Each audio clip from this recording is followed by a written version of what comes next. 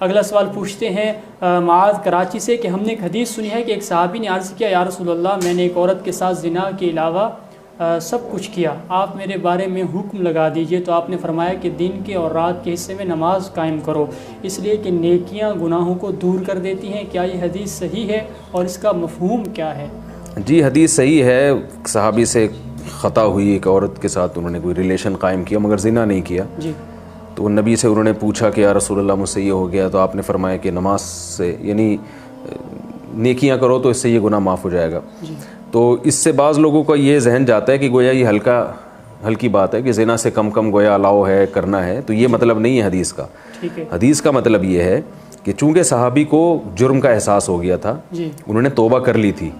ان کو احساس ہو گیا تھا کہ میں نے غلط کیا ہے، تو جب جرم سے کوئی توبہ کر لیتا ہے نا، نبی کے پاس آنا اور نبی کے سامنے اپنے گناہ کو رکھنا، یہ سب اس کی علامتیں کہ ان کو احساس ہو گیا تھا کہ میں نے بہت غلط کیا ہے۔ تو ایسی صورت میں رسول اللہ صلی اللہ علیہ وسلم کہ چونکہ آپ مصلح بھی تھے، تو ایسی صورت میں آپ صلی اللہ علیہ وسلم اپریشیٹ کرتے تھے کہ بھئی تم آ گئے ہو تو اللہ بہت غفور رحیم ہے، تم نماز پڑھ لو گے اس سے معاف ہو جائے گا۔ اس حدیث کا یہ مطلب ہرگز نہیں ہے کہ آپ کسی بھی عورت سے ایسے ناجائز تعلق رکھیں